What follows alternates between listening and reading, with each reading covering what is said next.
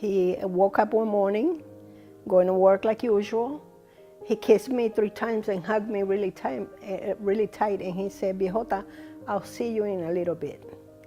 And until today, I'm still waiting for that little bit, for him to come home.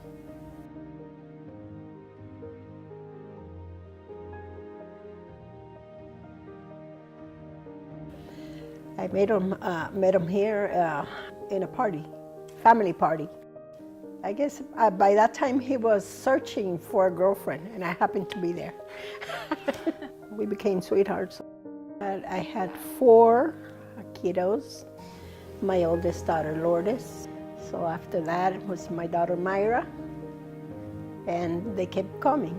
Wilda, and then Victor was the last. We tried to plan them, but I guess it just happened. My dad was, he was everything. The male role model, he was the spiritual advisor, he was my friend, my confidant. I trusted him with information that I was going through. I really did look up to him. He was serious, he was funny, the jack of all trades, and I was like, oh, I saw him almost like a superhero. Like, God, there's nothing like my dad can't do. I want to be just like my father. I remember being little, I'd get home from school and he would quiz me on what I learned. Tell me 3 things you learned today. So I would go to school and I would make sure that I had 3 things listed to tell him when I got home. I went to college locally, so I lived at home still, and he would still put my good grades up on the fridge. Like that kind of dad. Very proud.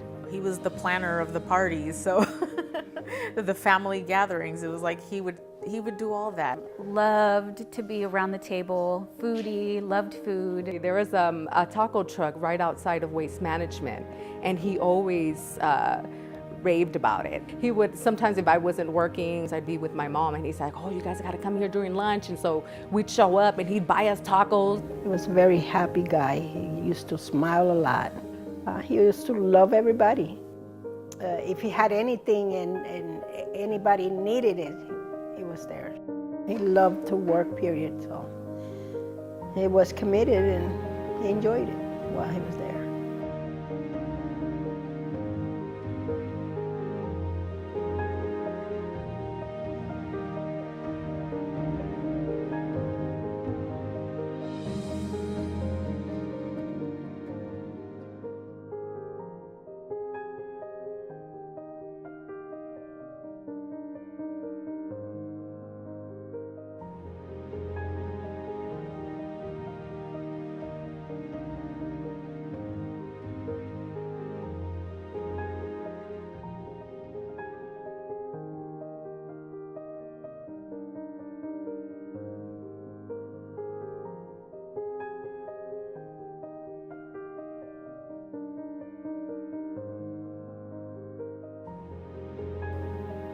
My heart was shattered.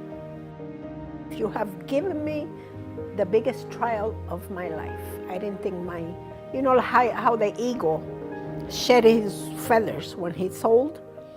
I didn't think my feathers were that old. At that moment, I just wanted to get home. And I was actually working in the city of Martinez.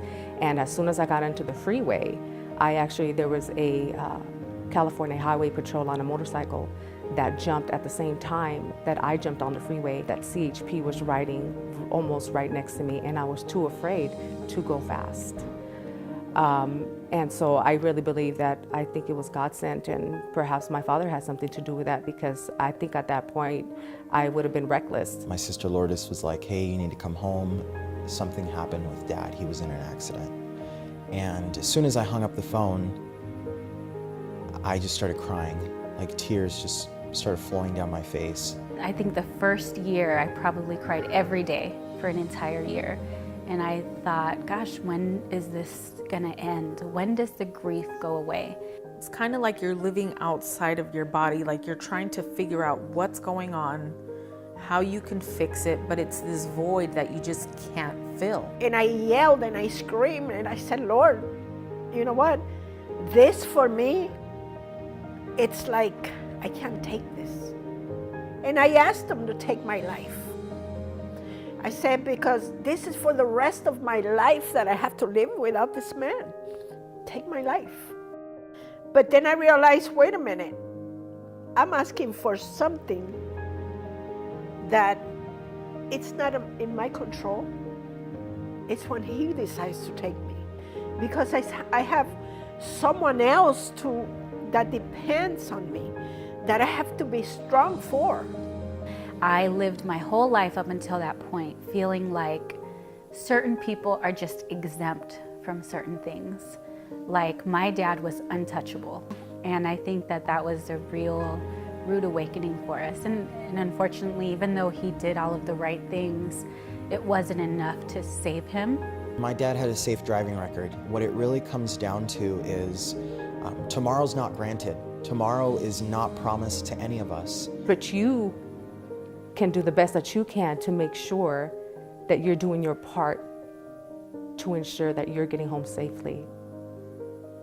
And whatever will happen, but at least you know that you did everything that you could to go back to your families. My dad always talked about doing things with excellence and not just enough to get by. And that's really one thing that stuck with me and will stick with me for the rest of my life. So my recommendation to these drivers is, yeah, you can do things just to get by. You can sneak your cell phone out, or you can separate your work life from your home life and not talk to your family about the importance of sharing the road with semi-truck drivers, or the importance of following the rules with excellence. But at the end of the day, you're the one that goes home with the decisions that you've made. And I guess you think it'll never happen to you, but, well, that'll never happen. But I thought the same thing about my dad, you know. I thought, well, something like that can't happen to this family, you know, but it did. Take a moment in life and realize and value what you leave behind at your house when you come out, and value the people you have to share the road with. Because life is not measured by the number of breaths you take, but it's measured by the moment that takes your breath away.